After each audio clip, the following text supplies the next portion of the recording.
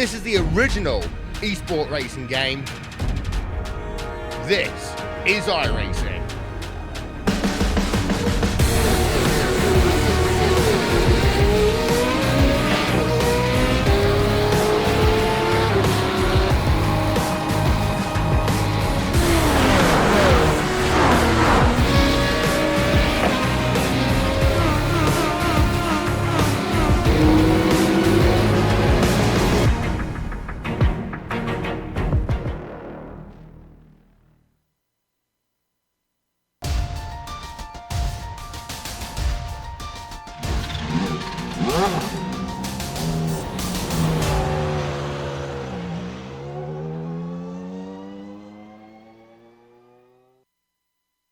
Last season saw Gaspers grab a perfect score in spite of a slew of new tracks on the schedule. And while this season contains a larger amount of high-speed circuits, it begins with the small and cramped Tsukuba. More well known for hot lapping than racing, this place will be tight confines, even for the tiny SRF. We'll see who can kick things off with a win as we get ready to watch round one of the Weekend Warriors, and you'll see it all live here on the Global SimRacing Channel and the iRacing Esports Network. Hi, I'm Joe Peak, and with me in the booth is Stefan Schlacher. Behind the scenes is our director, the Dr. Amjad Yaman, and he's using cameras provided by Dougie Beard. Steph, Tsukuba seems an unlikely track to be known on an international stage, but with its prominent use in modern racing games, it's gained quite a reputation. And a good one too. Having great flow and a variety of different turns, this 12-corner track is great fun to drive, especially in the Spec Racer 4. In total boasting 3 hairpins, it might seem like a slow track at first, but you can't be much more wrong than that in the SRF. 1.27 miles or 2.05 km long, it's mostly used for drift events or club level races, so perfectly fitting for us here today. How perfectly fitting is that glove, you ask? Ask yourself no longer as we take you on board a lap around the Tsukuba circuit in our GSRC lap cut. Alright, we're in the GSRC SRF, so let's do a lap around Tsukuba. Turn 1 is really one of the most ideal places for an overtake. It's one of the fastest straights on the circuit into a decently heavy braking zone. But the understeer under acceleration means it's best to try to square off your exit. From there, you'll try to straighten out 3 and 4 while also lining yourself up for the braking into 5. There's a surprising amount of banking here, but just like the first hairpin, ideally you want to aim for a late apex. Quickly switch sides and give it a little lift to swing it through 7. This 90-degree turn can be taken faster than you'd think, so don't be afraid to really push it. The track drifts off to the left through 8 and 9, but you still want to hug the left side for the widest line into the final hairpin. Similarly to the second one, there's lots of camber. However, the main difference is that the radius opens up drastically on the exit. That means you can get back to the power much sooner than you'd expect. That'll be critically important with the run down the backstretch towards 12. Even with this being the longest straight on the track, you still don't hit top gear though. The final turn itself is incredibly deceptive. You want a very late entry or else you'll be forced to wait much longer to get back on the throttle. Hesitate to apply the gas and you'll be a sitting duck in a 1. But hopefully you've now finished a lap around Tsukuba.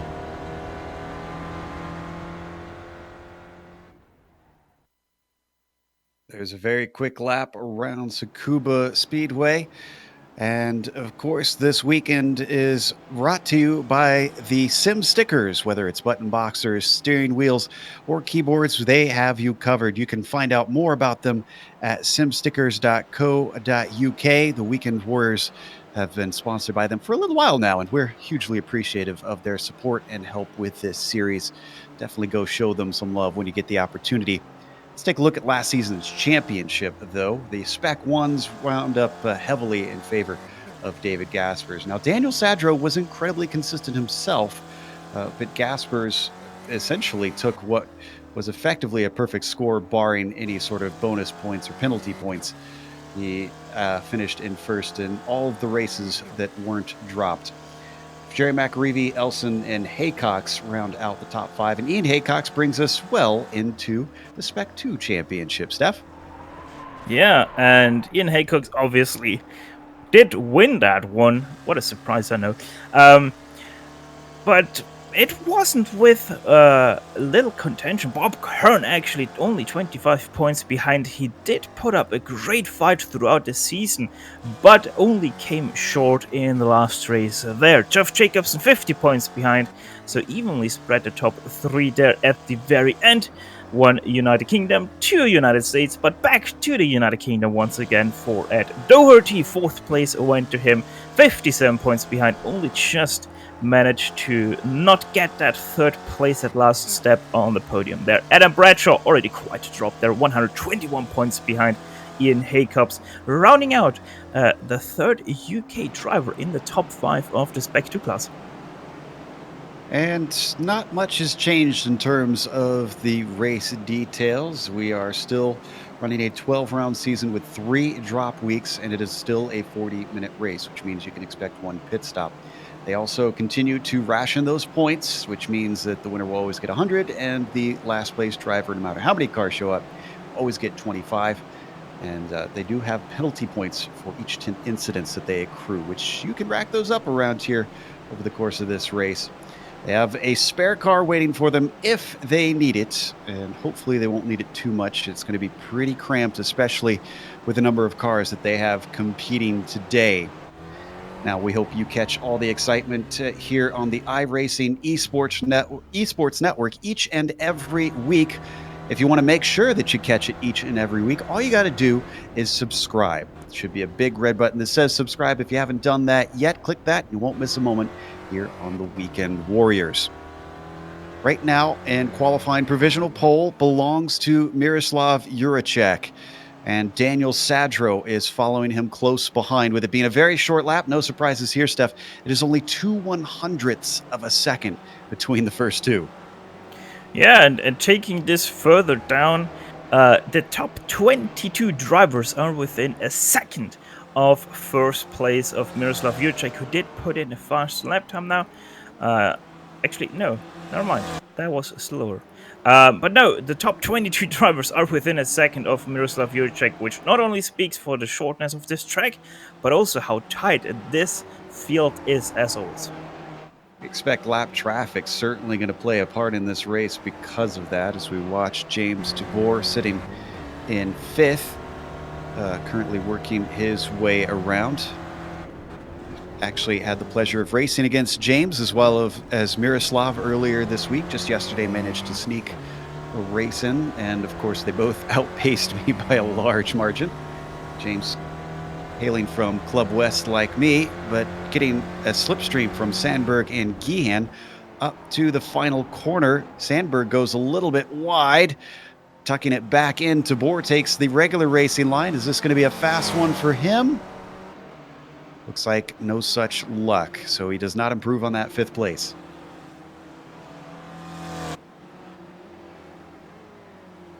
One thing to watch out for as well that I didn't have to worry about in my race, with it being the official racing being shorter, not needing a pit stop. But here in this series, they do require at least one based on the shortness of fuel. So that pit entry, Steph, I've seen a number of drivers practicing, which is probably a good thing. That is a tricky little entry. Yeah, and it's very easy to spin out, especially in a Spec race of Ford with that off-throttle oversteer that they have. It is going to be interesting to see that dynamic play out once we get to it. You can get away with braking, or with not braking midterm, but that means you have to slow down quite a lot entering the entrance of the pit lane. Now, the next challenge itself will be the pit lane, because it's very narrow and very tight. The stalls themselves are very tightly packed. And one problem that one of these drivers, or two of these drivers, will have to face is like Paul Conroy right now, if we can switch to him, because he has the ladder right in front of him and he has to make a sharp left-hand turn to get past that. You can see, yeah. Now, I think he can go through those cones, though, can he not? Or is... I am actually not sure. I never tested I'll it. have to watch that, yeah. Well, the qualifying continues on. It looks like pole position has changed hands. Pepe Martinez is now up in the top spot, and it is barely a hundredth of a second between himself and Juracek.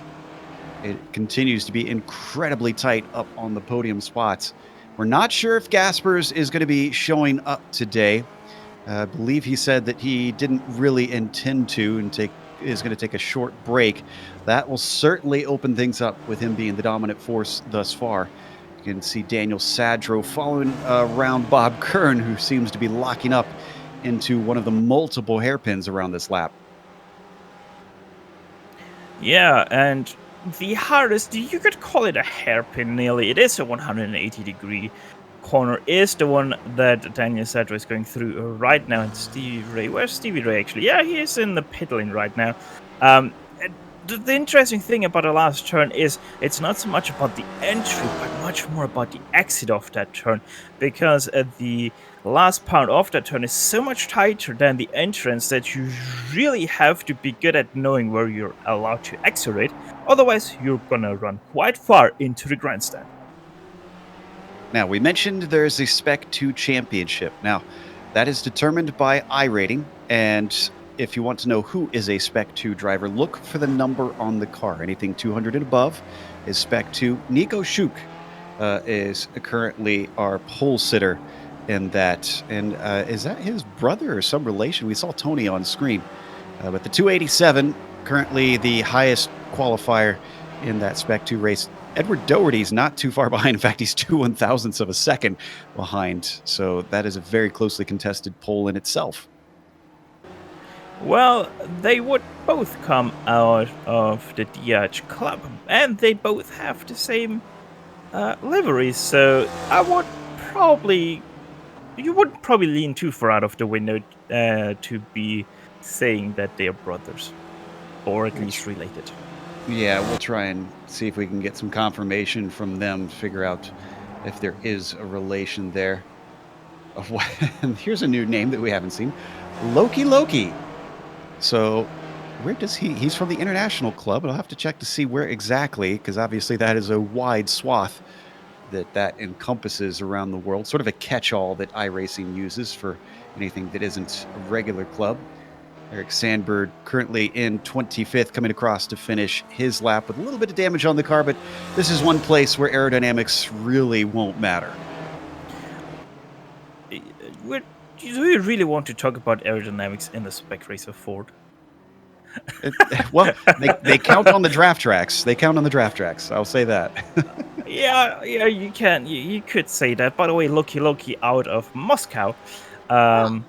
So yeah, if you get a little bit of a bump on the back and your rear wing gets a little bit higher, I don't think it's gonna be too much of a problem down the straight.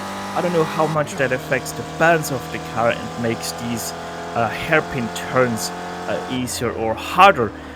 So we're gonna have to see about that. But yeah, down the straights, they're surely long enough to keep the close-paced drivers longer together. But we're not gonna see any draft fests or anything like that. Wouldn't expect so, but what about passing around here? There's 3 different hairpins, or at least sharper hairpins, and you'd expect there'd be plenty of places to pass, but you talked about how short of a lap it is around here. How hard is it going to be trying to get by someone who's ahead of you? Well, you have a few passing zones actually here. Turn 1, that's one of them. Gary McReevy is now going into the second hairpin, or actually first hairpin as it's officially called. Not really a passing zone here because you have that little right hand kink that is while you're braking. And through here you obviously have the right hander, left hander. Left hander, you're gonna stay to the inside, there's nothing really here. Then once again you have that kink right before braking. You can do something into here, but it's not really wise to try to pass someone through this second hairpin, because you have this longest straight of this track right now leading into the last turn, as Miroslav Juracek just put up a new fastest lap by quite a bit, nearly 2/10 actually. And yeah, like McReevy, you're right now already in the last turn, and that's pretty much it. So you only have your 2 passing zones really, maybe if you really want to try something, you can do something into the last turn. But then once again, you're quite exposed to a switcheroo out of it. Watching Nico shoot currently, who's jumped up to 5th, which extends the gap for that pole for Spec 2 by a large margin. Shoot going to see if he can go any faster this time. By across the line, and it is not meant to be. That 103.2 looking very handy, only 0.3 off the overall pole. That is some serious speed, and it leaves Gabe Nail, the second driver at the Spec 2, way down in 13th with a lot of head scratching to do to see if he can get closer for that Spec 1 win. Martinez comes around and gets ready to complete what will be his final qualifying lap. Steph? Now, Gabe Nail might be quite a bit down, but actually it's just 2/10 that he himself is down on Nico Schuk. That's a good point. These short lap times, and I think the number 12 is going to abandon his qualifying, so he doesn't think he can improve. Jerry McAreevy onto the front row. We saw the same thing at the same time there. Clearly a fast driver, and it's put himself in good position to try and take the win here today. Antonio Reese completes his, does not improve. Steve Elson does, and that bumps him up to 5th. That is a big jump. Adam Bradshaw, next driver to cross the finish line. Right now sitting in 10th. Can he improve? No, he can't. A 3.7 and not good enough. Checking to see if any other drivers can finish it up. Marshall's going to abandon his lap, so is Hansen. Looks like Hugh Haycox tried to practice his pit entry and made a mess of it, unfortunately.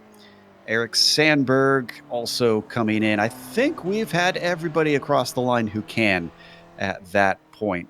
That will set our grid for today. Not the biggest field that we've ever seen, but again, with the tight confines, it is going to be incredibly snug. Let's go through your starting order. Miroslav Juracek put it back on the top in the dying stages of this qualifying, and then he was followed by Jerry McAreevy, putting it into second, denying Pepe Martinez a chance to start on the front row. He'll be in third. Daniel Sadro will be P4, our multi-time runner-up in this series. Steve Elson will be 5th place at the drop of the green. Ian Haycox starts in 6th. Our pole sitter for the Spec 2, Nico Schuk, starts in 7th. James Tabor will be P8 with Ramon Regalado in 9th, and Adam Bradshaw rounding out your top 10. Stevie Ray fittingly puts his number 11 into 11th place. Bob Kern will be lining up alongside him in 12th place. Antonio Reese gonna take 13th spot on the grid. Gabe Nail 14th, Edward Doherty rounding out your top 15 drivers of this field right now. Tony Schuk 16th, Jeff Jacobs 17th, Hugh Haycox 18th, Rick Hansen, your 19th driver on the grid, and Loki out of Moscow in 20th. 21st goes to Michael Shaw with Brian Short in the 22nd position. Then it's David Sanchez in 23rd. P24 will go to Tom Gradwell, followed by Jean Pierre in 25th. On the outside of him, it'll be Mark Gehan in 26th position. Eric Sandberg follows up in 27th. Julio Verkolen managed to get 28th today. Paul Conroy 29th, rounding out the top 30 is Gary Woolbolt. You get the last of the drivers who managed to put times in. Lucas Endeman in 31st. William Marshall in 32nd, and Will Tidwell in 33rd. Ian Malone looks like he will not grid, and Kerry Edwards also is not in the session. So should have a 33-car field out here today. And Joe, 24 of those are within a second of Miroslav Juracek. Tom Gradwell, the number 299 in 24th, exactly 1 second down on Miroslav Juracek. Juracek with the 1 minute 2 seconds 0.897 versus the 1 minute 0.3897 for Tom Gradwell. As the clock ticks down, the time to be able to grid runs away, so should see this Porsche pace car taking off any second now, heading around one corner. They've shortened the lap around here for the pace lap, which is a bit astonishing. This place of all places, they could probably do an entire lap. Even still, won't have to wait long. And it'll be Juracek who leads the way. Pace car peels in Everybody stacks up behind. He waits patiently, looking for that Porsche to actually get into the pit lane. Now he accelerates away. Juracek gets a great jump across the line. Jerry McAreevy under a little bit of threat from Martinez, who is looking to the inside down into the first corner. And we already got a check up with Daniel Sadro getting bumped around and going to the very back of the field. More cars getting together at the end of the field. Otherwise, it looks like most everybody's getting through. Now I wonder if our leader has actually passed the safety car before it entered the pit lane, because you do get a penalty for that on the start. I wondered that myself. He went very, very early. We'll watch and find out. He's got just a couple laps to serve it if he did get a black flag. Obviously, this changes the complexion of things. There was Elson who got into the back of Sadro. That puts a little bit of a gap between himself and the top three, which is Juracek, McAreevy, and Martinez. And then he's got a gap behind him as well. Ian Haycox leading the way back in ahead of James Tabor behind him.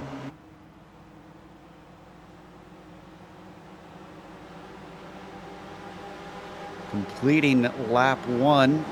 A lot of single file up to the first corner, but we do have a pass between Ramon Regalado and Stevie Ray. Ray looking for 9th place.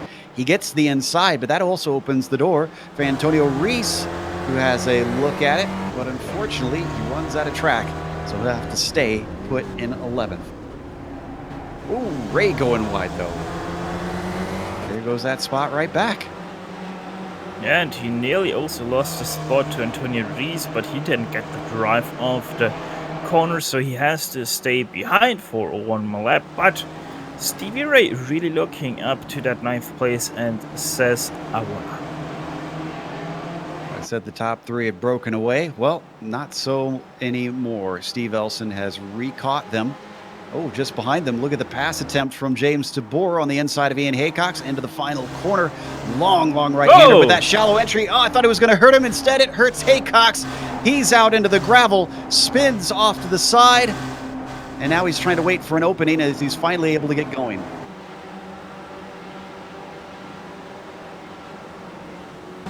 And something happened to Martinez, who was within the podium. He's to the inside of the track at the first hairpin, and I don't think Steve Elson is making many friends because he got into the back of him. Granted, it does look like Pepe started to lose it a little bit.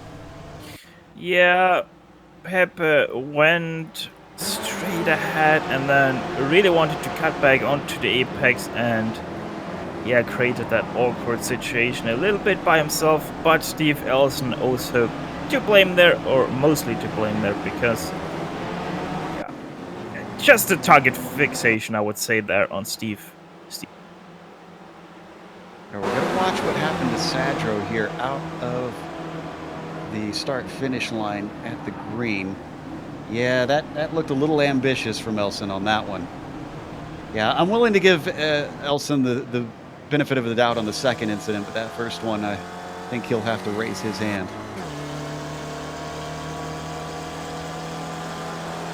From on board. Gap was never going to stay there. Unfortunately, that put Sadro all the way at the back. He has since climbed to 28th, making his way through slowly. We have a problem with Edward Doherty in the second hairpin, though. He's turned around and also trying to find a gap in the traffic, as that was Paul Conroy spinning in front of him. Interestingly, that almost took out Daniel Sadro, who just snuck by. With Doherty. I'm not 100% sure, Doherty, what really happened there. Reese got him. Yeah, contact. but I'm not sure if that actually was contact or if that was netcode. We'll have to talk to them a little bit later, see if they can enlighten us. Back up at the front, Juracek has pulled out a gap of about a second over McAreevy. Similarly, from McAreevy back to Elson, who is in third. And then we still have that gap down to Tabor, who holds the fourth spot. He's got a train of cars behind him. That's Bradshaw that you see, Shuk, Regalado, and Ray.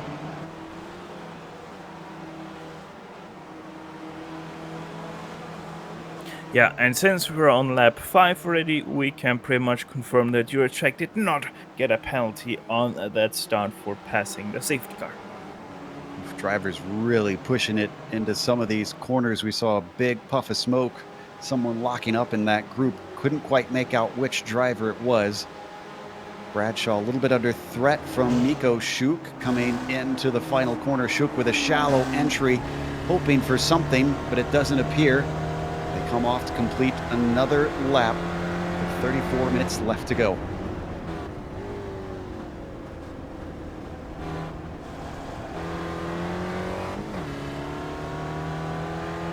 Once you get behind this group, you get to another very, very long train. That is being led by Bob Kern. Gabe Nail is in there. Hugh Haycox, Tony Schuk, Reese, Sanchez, Jacobson, Shaw, Martinez, Hansen, and Loki are pretty much stuck nose to tail.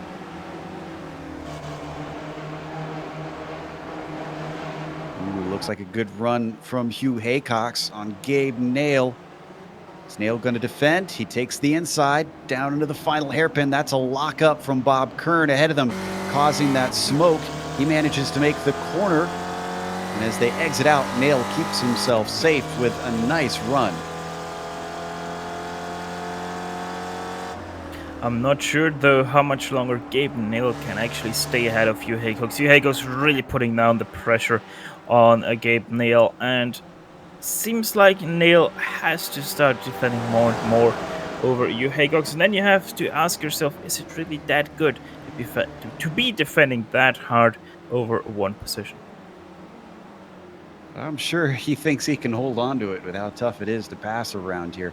If anything, if I'm Gabe Nail, I'm worried about, if I'm Hugh Haycox, I'm worried about how hard I try to pass Gabe Nail, because he's got Tony Schuk very close behind. If Tony sees an opening and the pass doesn't work out, he could just as easily lose that spot than he can gain one. Behind them, we got a little bit of action between Michael Shaw and Martinez. Martinez obviously trying to recover from being turned around very early on. He goes the long way around the hairpin and makes it stick.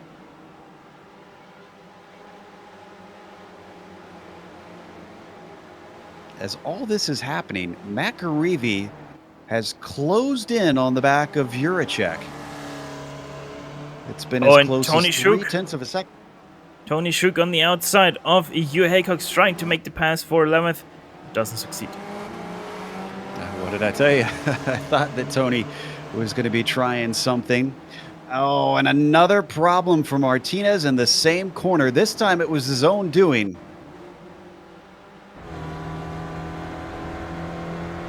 Watching from on board. You pretty much did sum it up already. Own doing, a little bit too fast, a little bit too much brake. They're still applied during the turn, and around she goes. Certainly a day to forget. Pepe is another one I got to race against, and he is incredibly fast, as evidenced by his pace thus far. It just seems he's struggling a little bit in the race to try and keep it pointed forward. Juracek, in the meantime, dealing with a charging Jerry McAreevy. He set the fastest lap of the race a couple times, and I think he might actually still hold that fastest lap.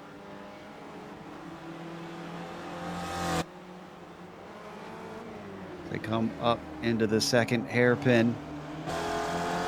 Continues to size him up, just waiting right behind as we now ride on board with McAreevy.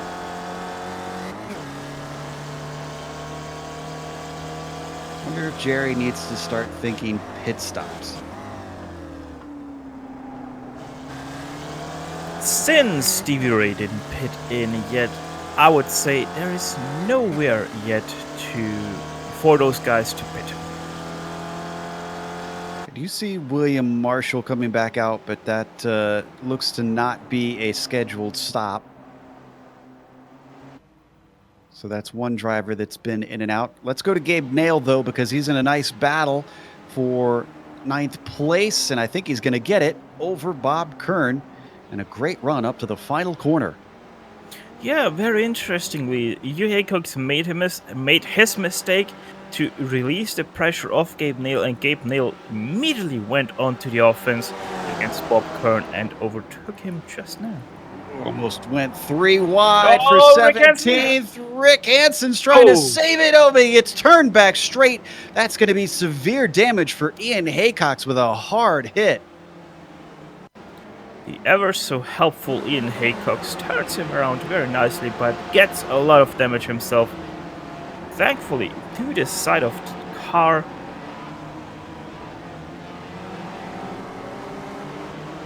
Maybe they were going to manage to get by him.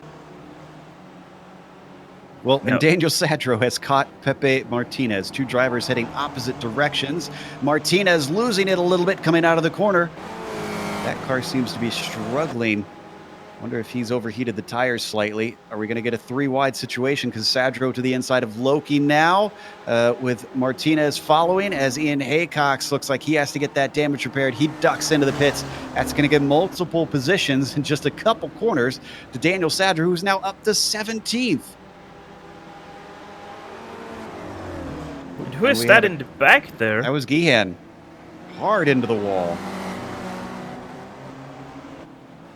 As we see the action continuing for Sadro. There was a challenge from Loki to get the spot back, and he looks down to the inside of the hairpin yet again. Nothing doing. Martinez trying to follow through, but stuck behind Loki as he gets chopped off, almost forced off track into the right-hander.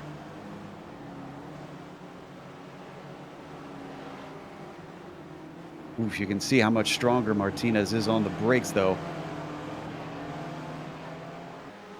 Yeah, Martinez most definitely very strong out of this second hairpin, but with his damage not really able to get much speed out of that. But he is on the inside now. Let's see if he can hold that, but look at that speed Loki has on the outside. Ooh, nearly touches him. Had to get out of the gas a little bit there. He's going to have another go at it down in the first turn, but he's going to have to go the long way around. Once again, getting very close to making contact. Oh. Having a horrible time. Maybe Martinez is having fun. I don't know as he slides it through the second hairpin. And he spins it off course. That might be day over. He takes a tow. And it looks like he has exited the sim. So I think Martinez is done for the day. That wasn't only just a two, that was a rage quit. He said, I'm done with this. I'm out. Thank you. See you next week. Bye-bye. Yeah, just a little bit of grass off the exit. Meanwhile, we have Steve Ray and Steve Elson in. So the pit window is officially open with Stevie Ray pitting. I think it would have been open a lot longer, a lot long ago, since we're just about to halfway. Regardless, you're right. This is the first of our drivers up front that we've seen come in and out. Elson is our highest pitter thus far. He comes in 17th, but he's in a pack of cars. Yeah, that's not gonna be very good for the pace of him. You can see our leader trying to get a little bit of a tow off of the back of William Marshall, who lets both he and McAreevy by. Neither of them electing to come into the pits quite yet. Now, whoa. Is that a car off track there? That was Will Tidwell. Oh, he had a spin out of the last turn, was actually way too fast, hit the barrier, and was trying to get turn around. He wasn't standing there, but he was very slow because he was recovering from his spin. Yeah, he was kind of lucky the way he had that glancing blow along the barriers to get it going once again. Oh, and something happened to Tony Schuch. It's already about a few laps ago, actually. He's now one lap down, but in lap 12, through the last turn, he actually spun himself around and hit the Armco barrier on the inside and touched it in such a weird angle that he actually got flipped on his roof. For being such a short track, it's surprisingly how tricky it is, especially for a lot of these drivers. We've switched the battle between Regalado and Bradshaw. This is to settle fourth. He's coming up the front stretch, but Regalado doesn't quite seem close enough to attack, even though he kind of wants to. He's going to go wide on the entry, tries to square it off, and still nothing doing, unfortunately, for the 88. Yuhei Cox and Antonio Rees right now side by side through turn 8, and Antonio Rees actually able to retain his position around the outside. There you see Hugh in the purple and white machine. The blue and gray is Hugh Haycox. So he follows him up to the last chicane, or last hairpin here. Kinda strange to not see Yuhei Cox in a pink car. I know, right? Oh, and Ramon Regalado trying to do it on the inside of the last turn for that P4 of Adam Bradshaw, and is actually able to do it. But here comes the momentum of Adam Bradshaw now through the last turn, out of the last turn, over the start-finish line. That one went to Ramon Regalado, getting counted as position 4 over the line. But the momentum still there for Adam Bradshaw once again out of the last turn. Finally, Ramon Regalado able to make it happen, or no, not once again. Adam Bradshaw very good out of the turns, and now he has the inside, and that's the position gone. Or is it? Wow. Look at the switchback.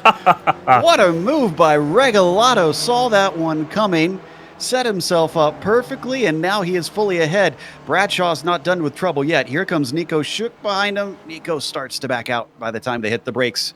So your new order: Regalado 4th, Bradshaw 5th, Shook 6th. Yeah, and Shook already about 5 seconds ahead of Gabe Neal, 2nd place in the Spec 2 class. So very great performance so far by Nico Shook. Taking a little bit of a look into the final corner as well. Obviously eager to make something happen. We are now pretty much exactly halfway through this race and still waiting on a number of drivers to come in and stop. Elson is our highest pitter currently. He sits in 12th position. We should see him cycle back up to the top 10. He's dealing with Doherty behind, who has not pitted yet.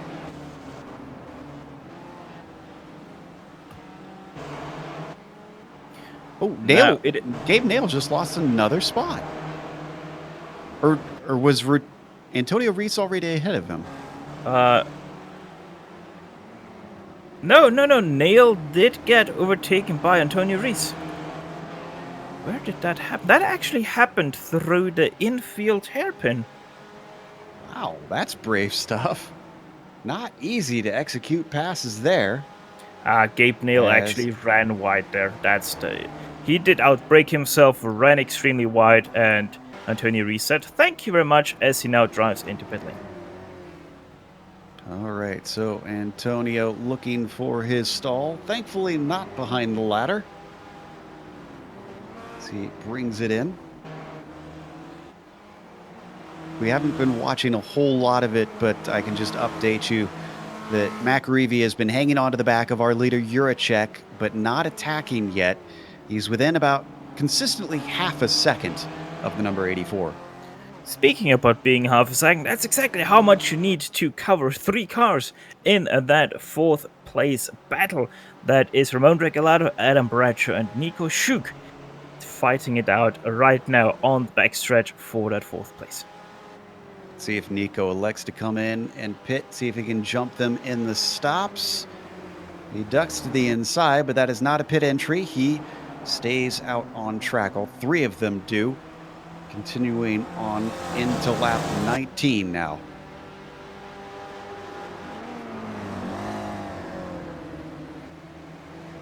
These 3 have been glued together for quite a while in this race. Credit to them, though. They haven't been fighting most of the time, so they should be running a decent pace. There's another lockup down into the infield hairpin for Regalado.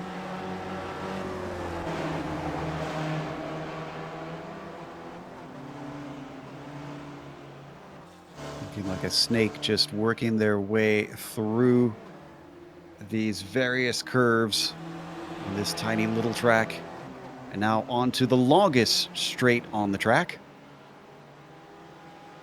One of the shortest or longest straights you can have on this surface.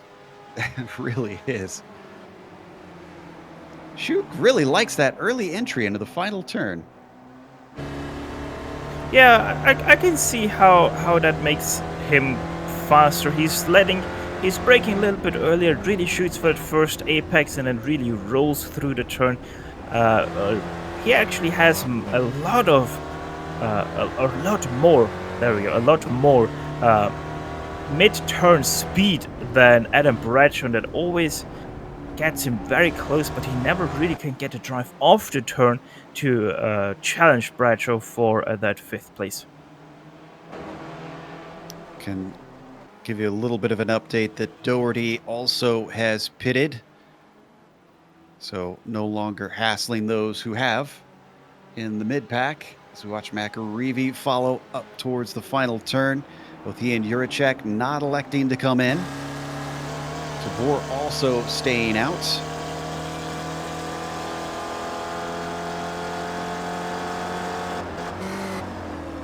We still have 28 cars out running of our 33 starters.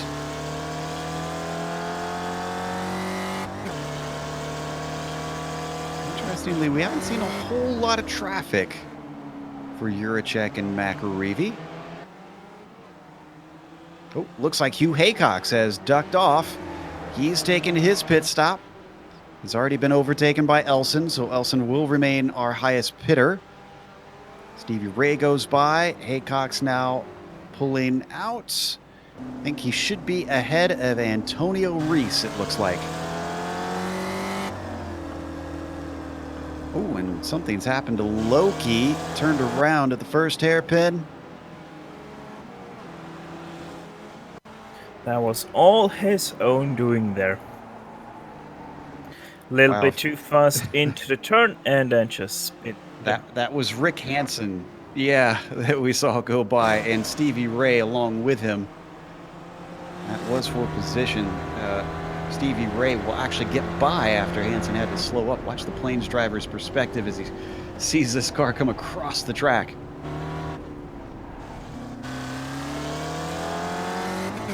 Great avoidance, but it doesn't keep Ray from getting by. Granted, Ray has pitted, and the number 36 has not yet. Speaking about pitting, Gabe Nail doing exactly that. From 9th place, he elected to pit in. He's already done with his stop. Now, where is Haycox? Hugh coming up the front stretch, and he's going to be out in front of him. Just about, though. So that means that... He might have a position. Oh, no, this is not for position. Tony is a lap down. That's right. That's the wrong Shuk. Oh, Shuk actually gets a touch by Nail, saves that one. Wow. A little bit of Shuk and jive, and he catches the car. So Tony continuing on, just trying to salvage something out of this race. Man, that car does not look good right now. He hit the bump on the grass that is there on the inside of that 7th turn, and he had to fight his car all the way across the track to save that one. Leo Reese almost got into the back of Nail as well, into that last hairpin. Oh, look at that on screen. Ramon Regalado once again behind Adam Bradshaw, so he missed the pass for 4th position. Yeah, that happened in the final turn on the last lap. Oh! As Regalado with a big slide down into the final hairpin. Nico Shuk has to take avoidance maneuvers, and this is a boon to Adam Bradshaw, who is well clear of both. Great sportsmanship there by Nico Shuk. He immediately realized that was his own mistake and waited on the outside for Ramon Regalado to catch his car again and be on the drive. To be fair to Nico, from the onboard, it looked like it was netcode. So he was, at least from his perspective, it seemed to be giving space, and it just was not enough. Ramon instead comes in and pits to avoid all the mess that's happening out on track.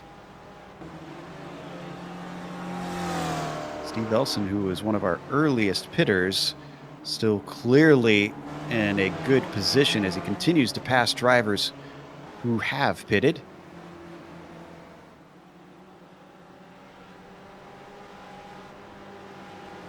Still not seeing our two leaders in.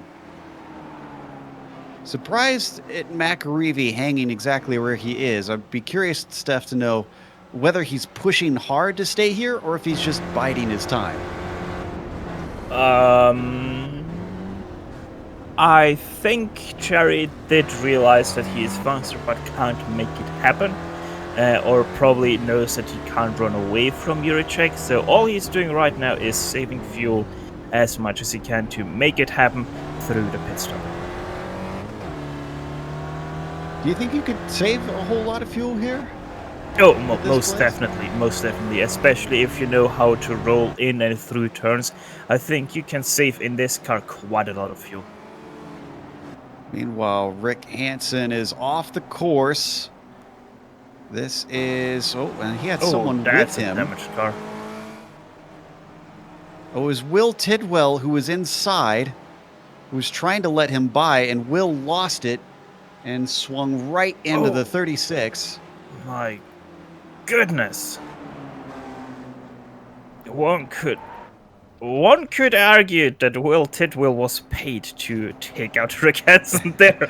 No, he touched the grass to the inside. So I know it looked weird from that angle, but he lost the car.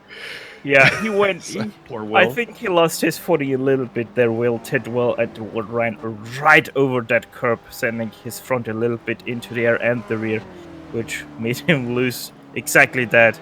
And yeah, right into poor Rick Hansen he went. Nico Schuch into the pits. Gary Wobold is also pitted. Rick Hansen in and out since. Eric Sandberg also finishing his stop. Oh, and this might get interesting now. I don't know how close Juracek and McAreevy will be there on the pit entrance, but Will Tidwell has now pitted in, and both of them elect to stay out. But if one of them would have driven into pit lane, they might have lost quite a bit of time with Will Tidwell ahead. He's awful slow on his way in, but thankfully he didn't hold anybody up. He's just going to get his spare car, or if he still has a spare car, and get back out there and get going. Right on board with second place McAreevy, and watching from our helicopter, 67 chasing the 84. We were curious what the race would look like without David Gaspers here, and it looks like Juracek and McAreevy stepping up to the plate here in the first round.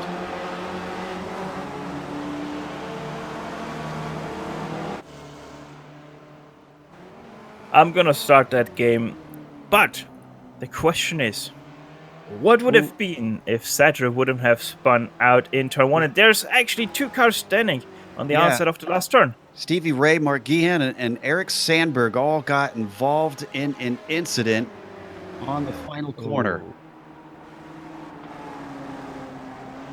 I believe Stevie Ray was the only one on the lead lap of those three. He was just the wrong place, the wrong time. Yeah, Eric Sandberg spun on his own. Mark Gehan, no way to avoid that. And then Stevie Ray, same for him, no way to avoid that. I know we're on replay, but we have a battle for the lead happening right now. We're watching from Stevie Ray's perspective. And it looks like that battle did not come to anything. But we actually had a side-by-side for a moment between McAreevy and Juracek. And Adam Bradshaw is in pit lane, stopping from 4th place. Now, where is Steve Elson? Already way past him. Elson's been making really good. Has he ever been in traffic this whole time since his pit stop? That's always the big worry if you stop early, and the 56 has been mostly clear air, it seems.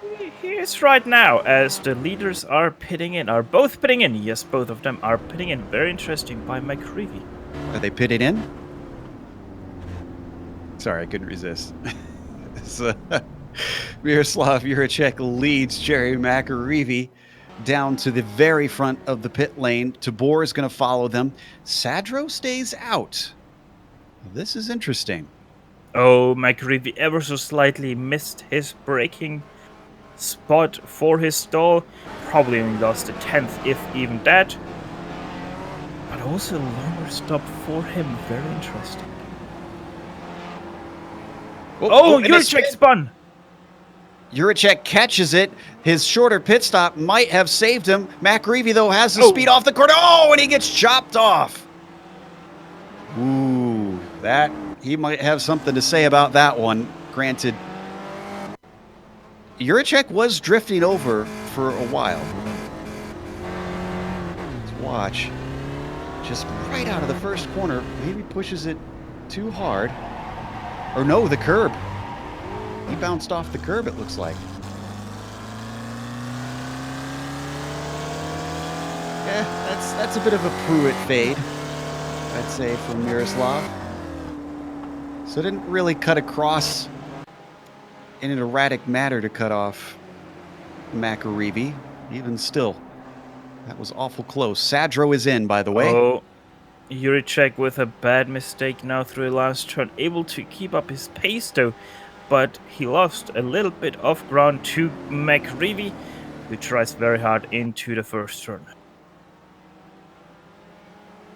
So now that all of the top cars have pitted, this means Steve Elson cycles through to third place, which is roughly where he was before the stops. And after everything, Daniel Sadro back up to 5th place. Wow. What a recovery for the 51. He is not too far behind James DeBoer as well, so there is a chance that he could get himself into the top 4. Oh, we have to go, though, to the battle for first. McReevy, really good run out of the second hairpin. But Miroslav Jurček still able to retain his pace, but he really takes a wider line through the last turn than McReevy. Following up the front stretch, he stays within touch. At what point does the 67 start to get aggressive? Only got 7 minutes left on the clock. They do have traffic coming up. Julio Verkoelen is going to be the first one. Then they've got quite a gap up to Gehan, who will be next. There's still 28 cars out on track for the moment.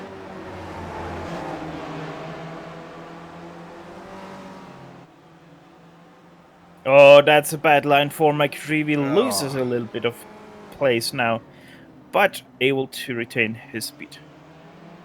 And what happened to Nail here? He's off course, coming back on in a lot of traffic. Oh, you know, this involved both Antonio Reese and Hugh Haycox. It was just wrong place, wrong time. Reese goes wide, and then Haycox actually comes out the best of them. Poor Gabe Nail has to eventually do a 3-point turn and get himself on the right path. That was bad reading of Hugh Haycox, not realizing he could have went left instead of going right, boxing in Gabe Nail there, and yeah. And Daniel Sadro just took the spot away from James DeBoer. That bumps him back up to 4th, considering he probably lost a good, let's see, I'd say 30 seconds of time, maybe 20 seconds of time to the leader, having to sit and let the field go by. He is now only 12 seconds back from the top 2 and into 4th place. Oh, and Nico Schuck has lost out to Regalado just now. Car understeered on the exit. And with that, Ramon says, thank you very much. Back up to 7th for me.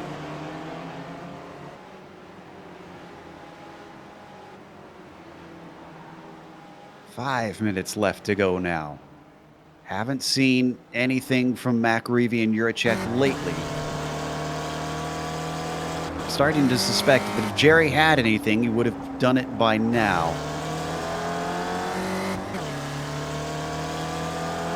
Well, he had his mistakes, so he was a little bit far away, which he just closed in now through the last 2 hairpins. Now coming into the third hairpin, which is actually called the second hairpin because the first corner is named the first corner, even though it is calculated as 2 corners. It's a little bit. We were in Japan, so let's just let it slide there. But yeah, Juricek, he is starting to struggle a little bit with the hairpins, as it seems like, where McAreevy really can close in the gap. Only a few more laps to go.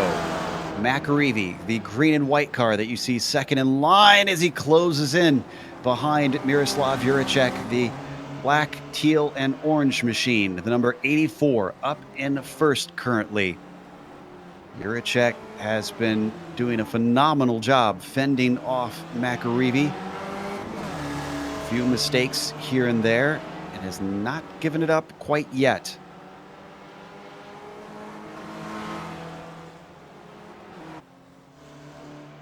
Still very little traffic in front of them, if they'll even manage to catch it at all. Loki is the next one up the road.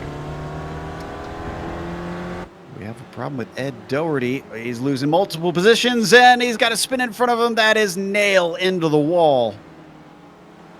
It all happened the very first corner. Doherty spins himself at first, and then tries to get it back going. Nail taking evasive maneuvers, clips the grass, and finds himself in the wall. Yeah, not the best rejoin by Doherty, but I think Dave Nail is more to blame there because he was quite far to the inside. He tried to go to the right of Doherty, not realizing that Doherty is going to try to stick to the right side. Oh, and now Hugh Haycox in the final corner. Was off course, and another driver making a mistake on his own. This time, thankfully for Hugh, he did not hit anything. It's got to be a scary spin heading backwards so fast off of that corner.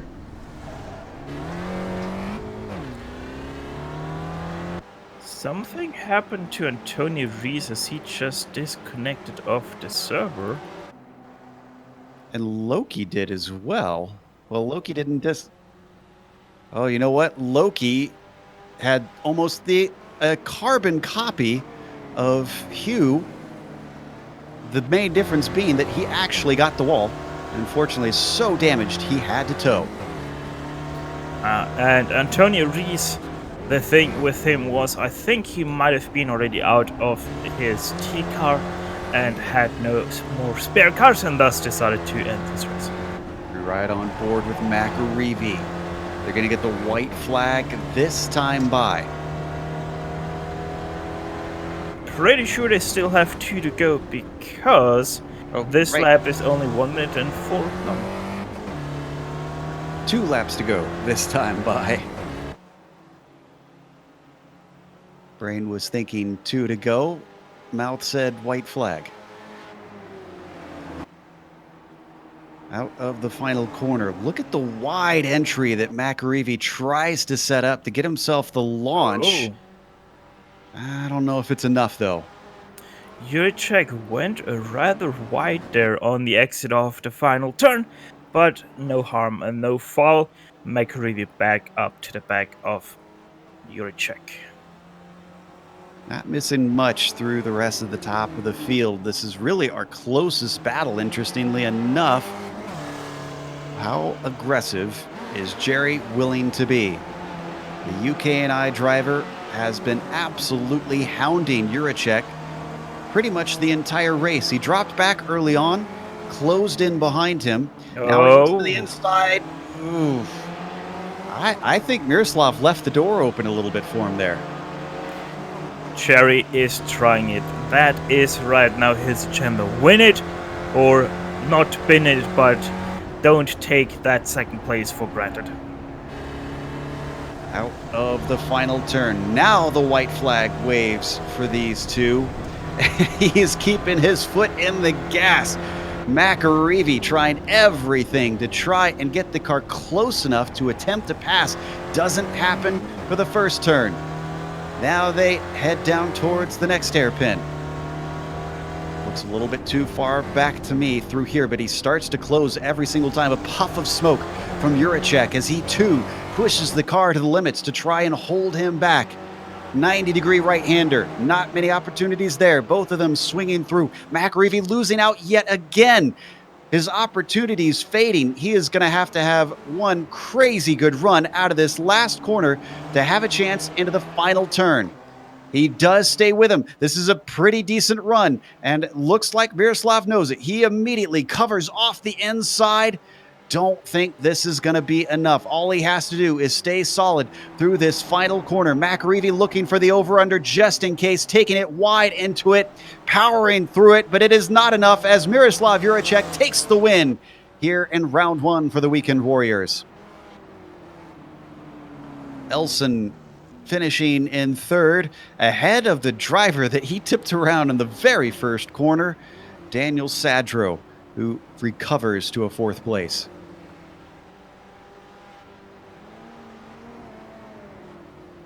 As the others come across the line, Tabor gets a top 5, Bradshaw with a 6. And what's going on in the final corner? There's Gary Wolbolt, it looks like. And one of the Shooks, that's Tony Shook. That was for position. Granted a lap down. No surprises to see something ambitious on the final lap to try and get one more spot. I have to go to the opposite there. I would actually say Gary Walbot did close the door there on Tony Shook. There was not enough room for Tony, who was well alongside Gary Walbot there. Either way, no harm and no foul at the very end. Everybody now across the line as we watch our winner coast his car back to the pits to celebrate. We're going to go to a quick break here on the Global SimRacing Channel. We'll come back with the unofficial results as well as driver interviews. If you stick around on screen, you'll see all the upcoming races here on the GSRC.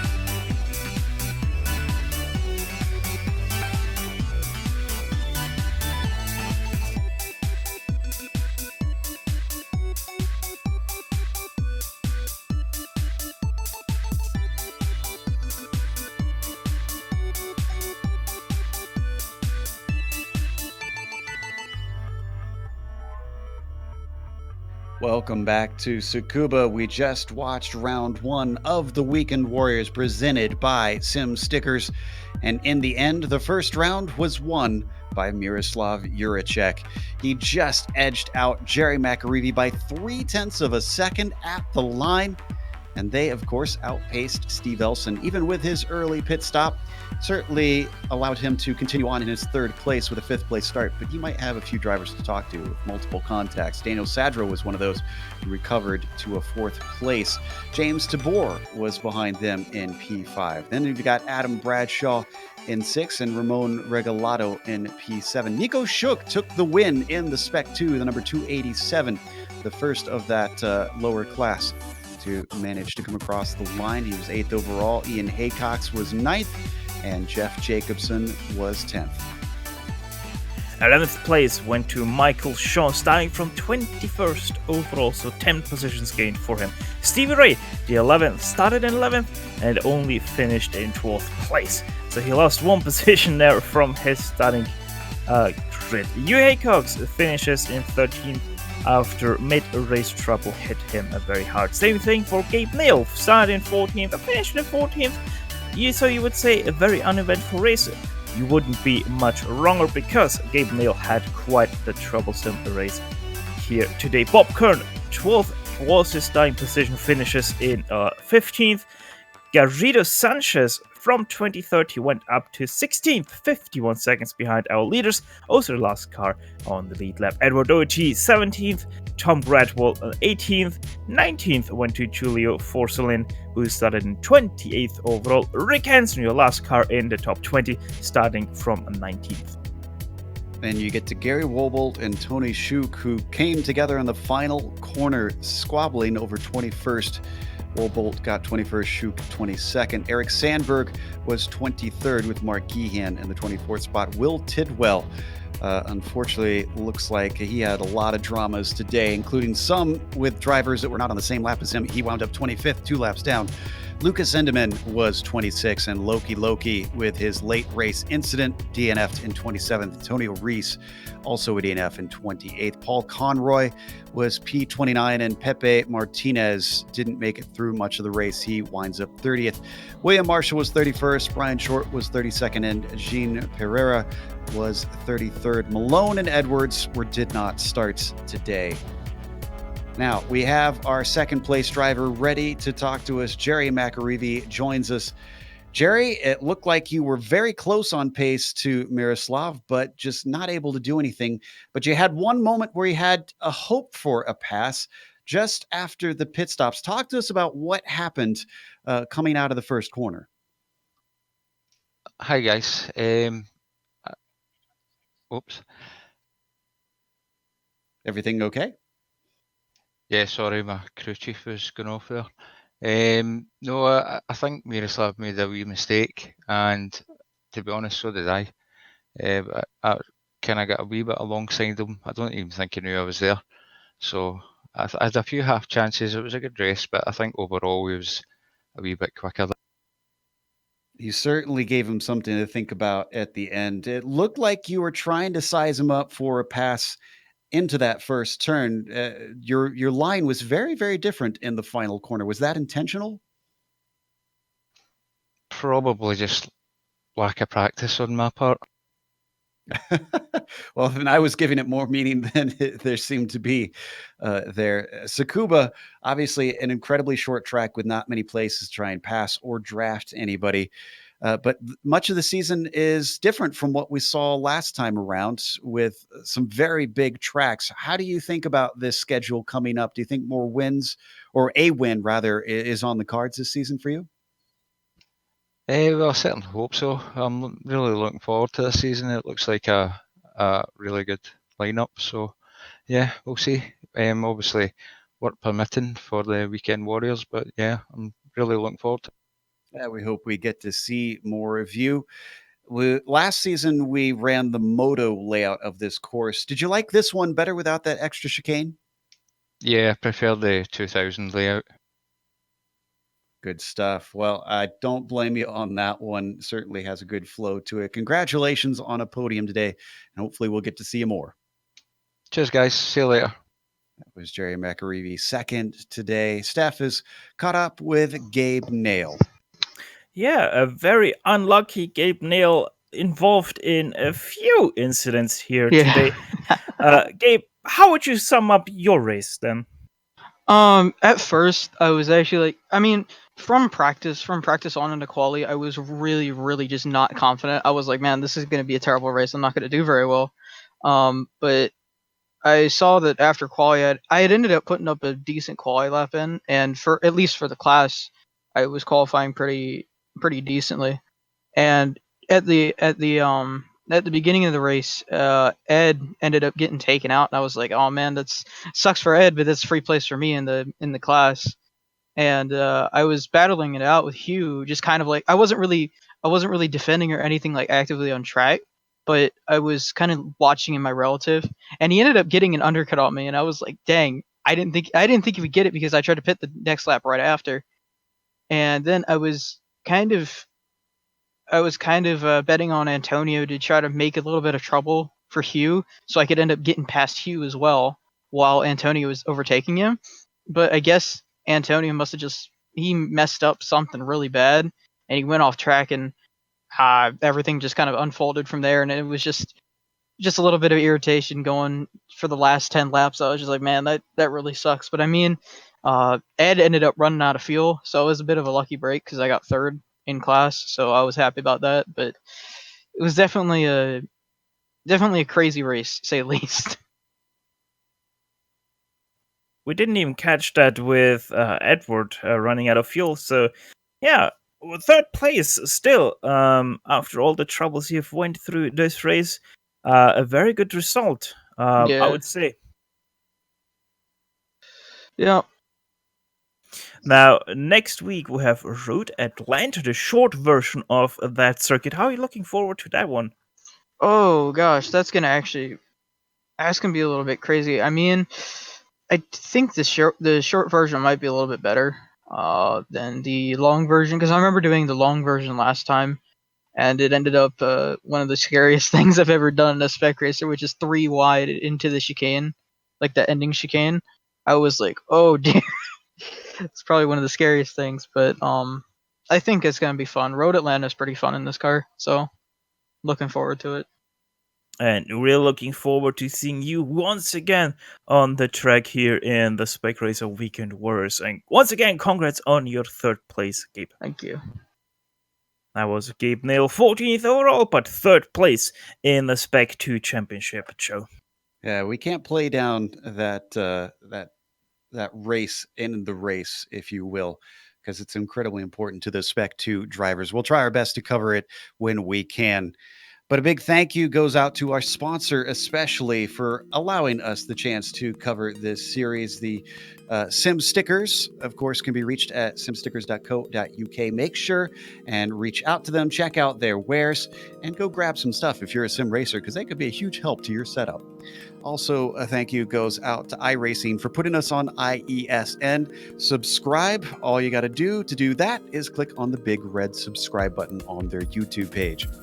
Thanks to the companies that provide the software and the hardware for our broadcast. You can see them listed here on your screen.